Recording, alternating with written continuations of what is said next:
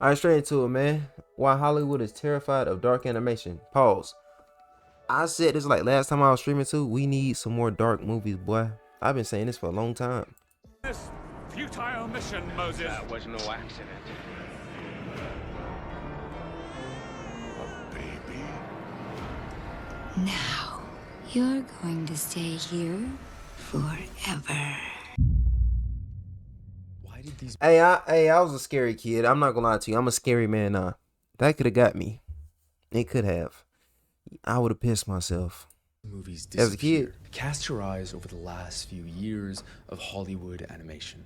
Hoppers, Wish, Elio, Elemental, Goat, every single one of them a family. Hey, is Soul a dark movie? I ain't even watch Soul, but Coraline gave me nightmares as a kid.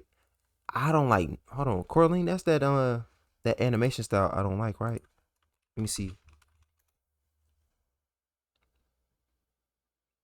Hold on, images. Let me see. If Coraline is like the Nightmare of Christmas or something like that, it is. It is. It's kind of like it. Yeah. I don't like animation like that. Nope. I'm not watching that dumbass. Cast your eyes over the last few years of Hollywood animation. Hoppers, I can't stand Wish, that. Elio, Elemental, Goat, every single one of them a family movie, a comedy. Ain't Goat on lacking any Netflix? Real maturity. How long has it been since we've gotten a movie like The Hunchback of Notre Dame or The Prince of Egypt, for that matter? Dark and mature animation has all but disappeared I don't even know what that is. None of them. from major Hollywood studios. And I think we all feel it. That sense that animation used to hit different, used to take more tonal risks. That change wasn't because of one decision, though. I seen It that. was death by 1,000 safe choices made over decades by studios that forgot what the medium is actually capable of. But how did we get here? And is there a way back? Or will anime and indie animation just continue to grow in popularity to the detriment of legacy studios? Honestly, the answer is way more complicated and frustrated than I thought it would be.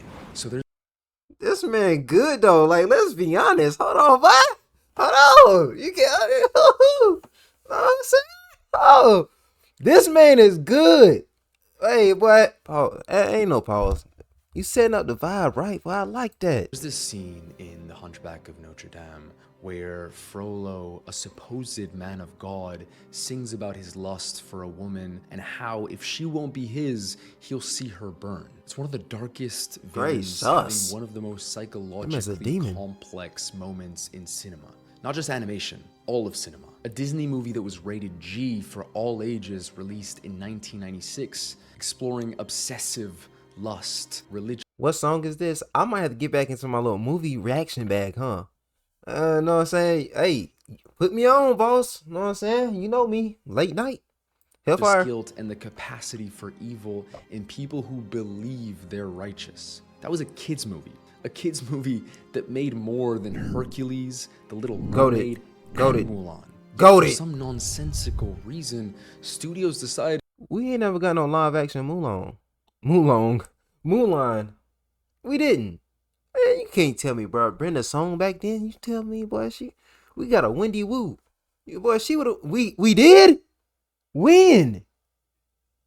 I'm not tapped into nothing. not to make anything like it again. I'll get to exactly why later in the video, but first we have to turn back the clock, because the history of dark animation is wild and was way more Bro, I might be tripping common for real. than you probably realize. Because animation's first few decades weren't always a safe, childish space. Disney's earlier movies went to places modern studios wouldn't touch with a 10-foot pole. I haven't watched Bambi in a long time, but when I Me too. rewatched the scene where Bambi's mother gets shot, it surprised me how insanely dark and somber it is.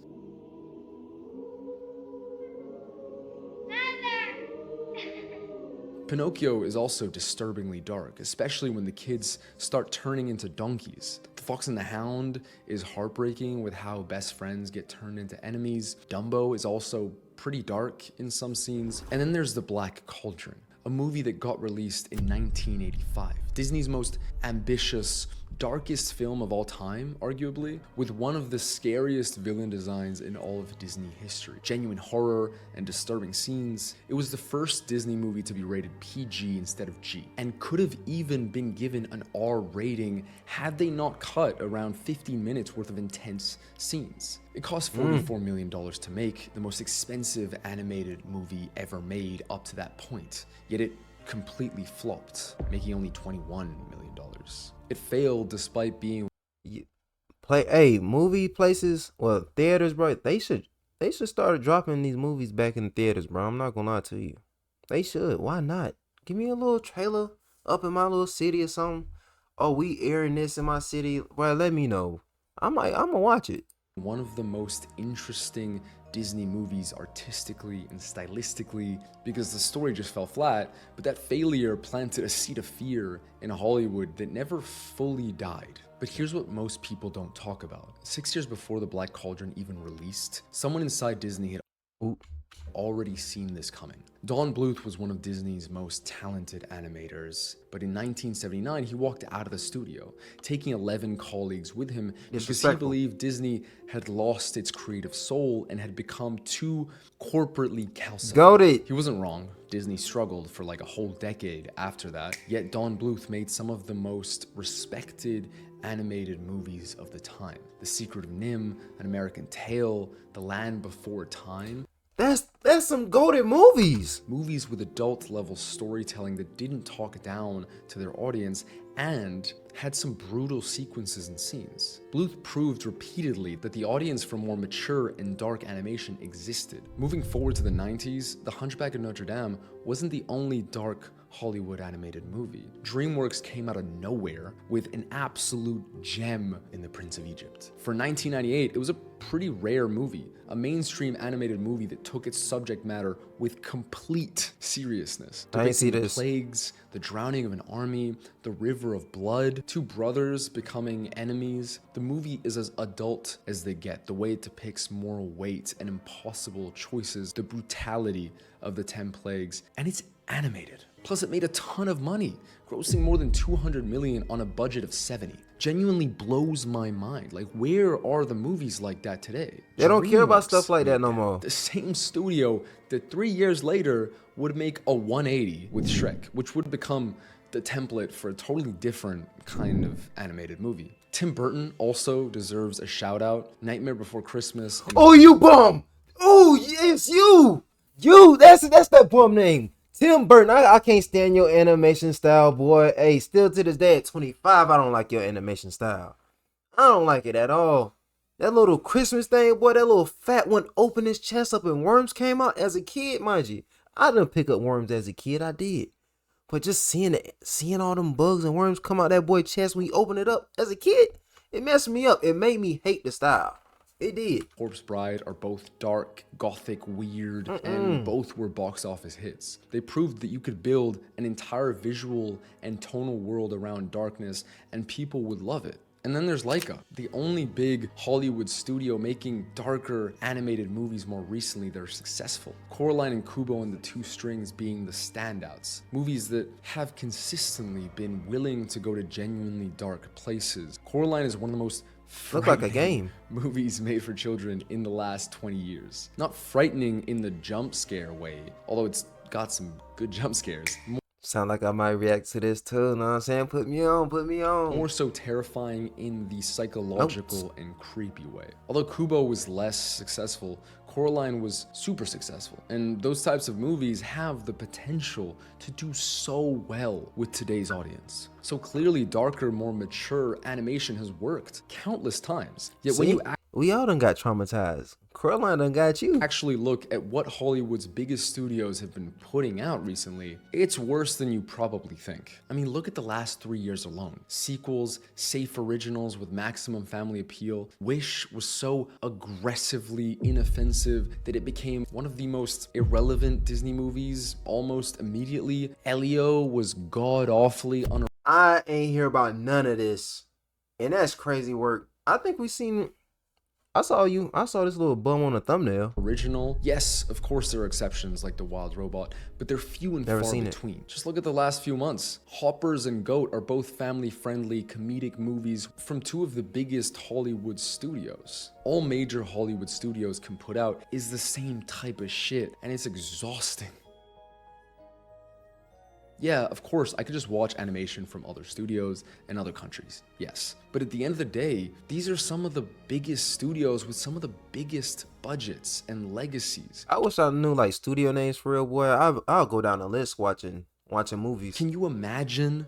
Can you imagine what they could do if they gave us more mature storytelling, darker movies, a bit of variety tonally? It's frustrating to not get more Prince of Egypt He do? Hey, good for him. I was planning on watching that too. type movies to get zero risk. And the thing That's is, my boy. these studios risk becoming obsolete because the audience for mature, emotionally complex, dark animation is not small or niche, and the ultra safe, broad appeal entertainment with no originality gets old real quick. The irony We is, need that dark it doesn't mess. even make business sense. Because if you just look at what people are actually watching, the demand for exactly what these studios refuse to make has never been more obvious. It's embarrassing for Hollywood execs because people are simply tuning in elsewhere to get the type of animation they want in obvious places, but also in not so obvious places. Spider-Verse, for example. Hold has on. been a Remember Jungle Book? Hold on. Am I tripping? What is that? Jungle Book. Yeah, I seen this. We all done seen that. Yeah, we all done seen this. Voss, you better say you did too. huge Don't piss me off. revelation and revolution for animation, not just visually, which a lot of people have talked about, but tonally too. Although they are still family friendly for the most part, they're significantly more mature and unique than the other movies we're getting, especially across the Spider-Verse, which pushes further into dark storytelling. Miles' conflict, Miguel's entire character, the Spot's evolution, the final 20 minutes of the movie is anxiety-inducing in a way that I haven't seen in a modern Hollywood animated movie in a long time. That movie didn't come across tonally as a movie for kids, but rather teens and young adults, which is already a step forward in the right direction. The indie animation space is also filling that gap, which is quietly having its most exciting moment in years. There's a reason shows like The Amazing Digital Circus have hundreds of millions of views. People, I was just saying this last night. Before I went to sleep on stream. You know what I'm saying? But people form this. I see so many people react to this dumb mess, and Summers was like, oh, they're singing in it. You might not like it. Bruh, ain't no way y'all love this. If there's a whole lot of singing in it, boy, mind you, I can't stand musicals. If this is a musical and it's too much of it, I'ma hate. People love it. I don't know why. My boy Soul Tasty, he used to go crazy on TikTok for anime. He reacts to this. Apart Danny from it Mata. being incredibly unique, it takes risks tonally, and although it's comedic, that doesn't stop the maturity and complexity from shining through. The final episode of this YouTube animated show is going to release in cinemas. Do you realize how insane that is? I made As that of the bad. most recent news, it's going to be airing on more than 1,800 screens across the US, plus 51 other countries across the world. This is What is that? literally a monumental moment for animation. If this goes well, it opens the door for other indie animated shows to get theatrical distribution, which potentially could mean less cinema revenue for big animation studios. Anime is another obvious place where people get their fill of more mature, dark storytelling. Most of Studio Ghibli, Perfect Hey, that was good right here, boy. Feel We watched this live. Not more this. mature, dark storytelling. We watched this right here live. Most of Studio This was good. Ghibli, Perfect Blue, Akira, movies that operate Good at a too. register of emotional complexity Hollywood animated movies almost never attempt. And the Western appetite for anime has been growing every year, like we all know. Demon Slayer, Jujutsu Kaisen, Your Name, Devilman Crybaby, Attack on Titan. People are consuming these stories voraciously. The Boy and the Heron, Akira? Hold on. I gotta look that mature up. movie with dark tones that just came out a few years ago, did great and won the Oscar. 2 anime movies grossed nearly $1 billion worldwide last year. One of them being R-rated. mean Akira? These aren't niche movies that found a cult following. Streaming platforms have You mean like 12 eps? You mean like, that's what you mean, like a whole season? also been cautiously pushing into darker animated territory too. Arcane and Invincible being the most significant examples, but Primal is another great example on Prime. Hey, if a show got that Slug Terror type animation, you know what I'm saying, that Max Steel type animation, that Arcane type animation, it's fire every single time. Them boys don't miss at all. Rain too, gorgeous, complex, and deeply unafraid of letting its characters suffer real consequences. Streaming platforms know people want these stories and they're delivering in bunches. The gap Hollywood left is being filled enthusiastically by everyone except Hollywood. Despite getting so many good dark animated movies from Hollywood in the history of animation, and there clearly being an audience. We don't need Hollywood like that no more. I think, you know what I'm saying? Hey, it might be the wave. We don't need them boys no more. You know what I'm saying? Like, these actors, we know too much about their lives right now. We don't need them like that no more either. Good, dark, and mature not all of them. Storytelling, we've gotten none of that in the past decade. Why? Well, it's more complicated than it seems. There are three main factors that have been in play for decades, so let me explain. The first is the oldest and most obvious. Something we've all heard before, that animation is for kids. But the root of this surprised me when I really looked into it. What is that? Just as an aside though, I feel like it would be normal for an animation fan to say, oh, no one actually believes that anymore. With all the great, mature animation that's coming out, there's no way. And I've thought that too. But I still get comments from family members that disparage animation. Even my parents sometimes assume that just because a movie is animated, it's childish. The notion that animation... That's what my parents think. That's exactly what my parents think. Hey, my parents would not watch the Cowboy Bebop anime, but when the live action dropped, boom, guess what? They loved it. I'm telling my mama and pops, just go ahead and finish the anime, because y'all know the live action... They canceled the live action.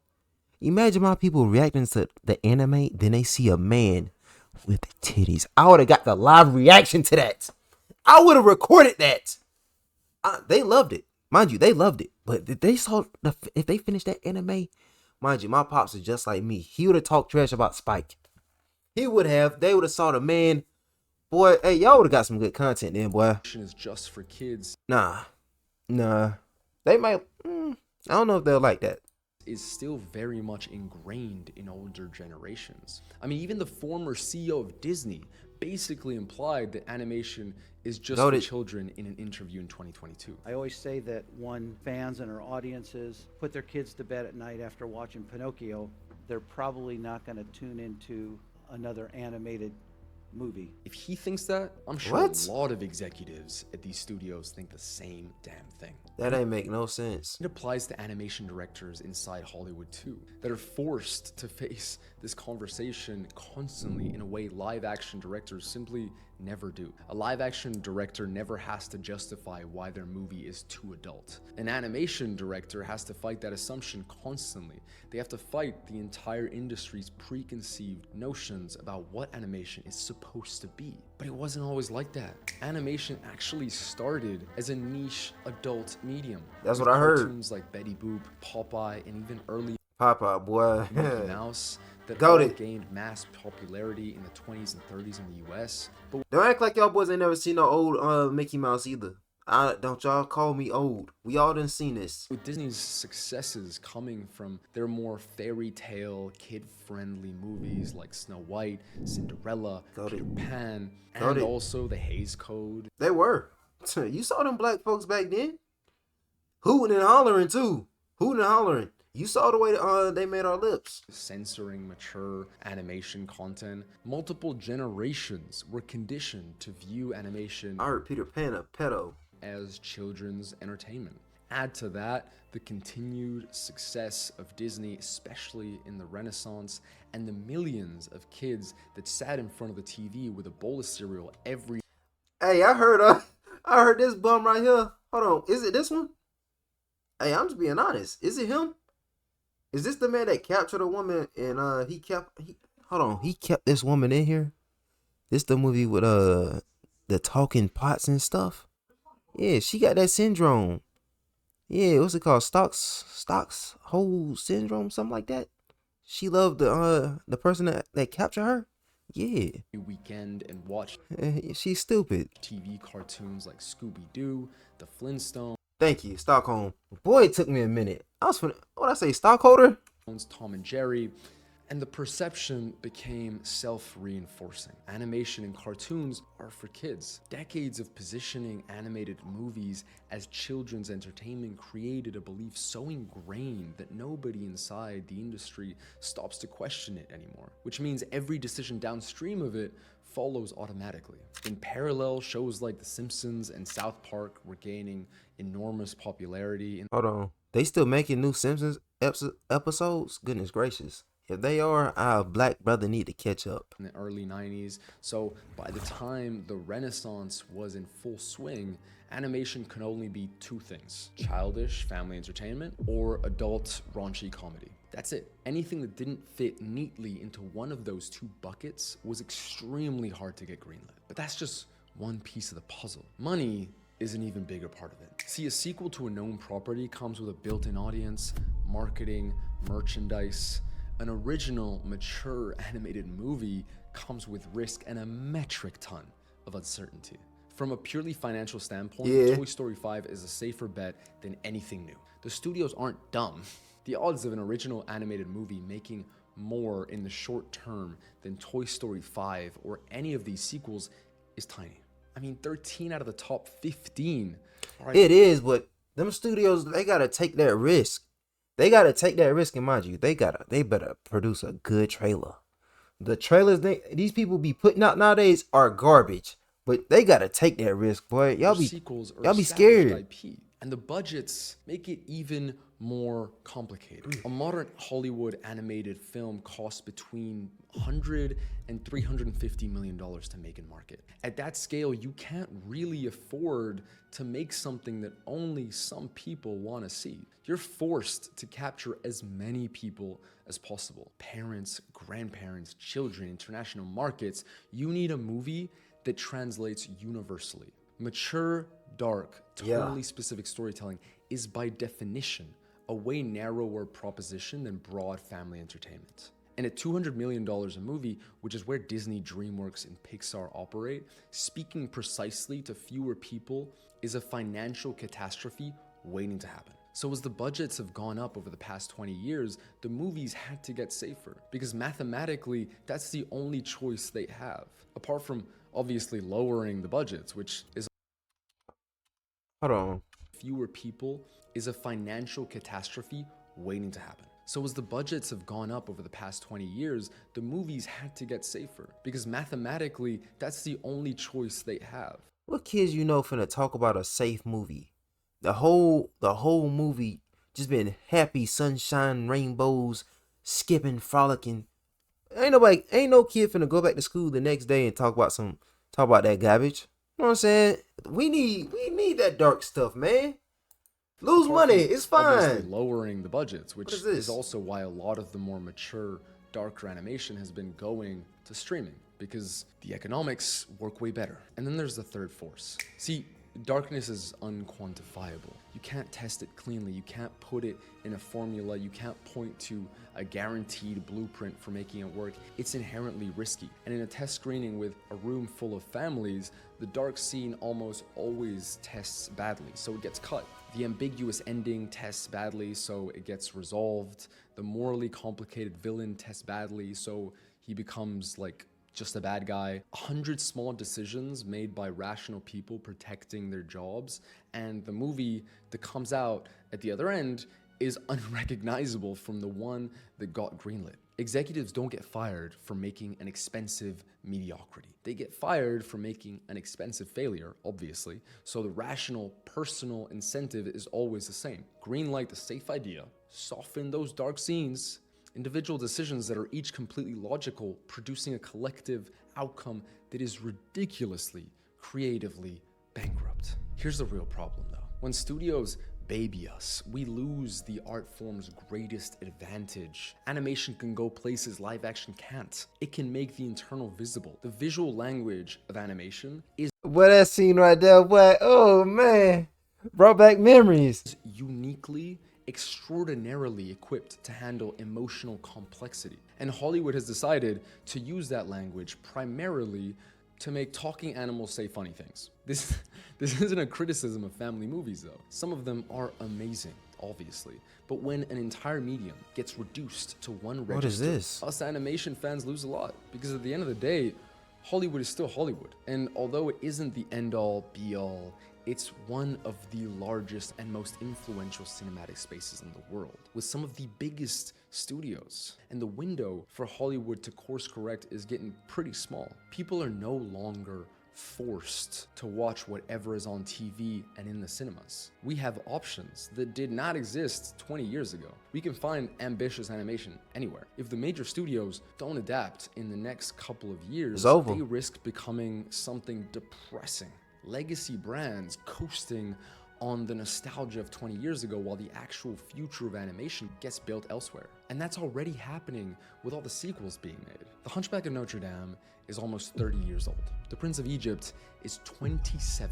The Iron Giant is 26. We've been waiting a long that makes sense. long time for Hollywood to make something that trusts us with more maturity and boldness the way those movies did. Because here's the thing, you don't forget what it feels like to sit in a cinema and have an animated movie treat you like an adult, like someone capable of sitting with something complicated, something unresolved, something that requires a little bit of interpretation and thought. Hey, is that it? Hold on. Hey, great YouTube vid, boy. Oh, hey, sub. Got a sub. Boy got 51.4K. He deserves more. I don't Vosco sub up to him. This is a good channel right here, boy. Hold on. Let me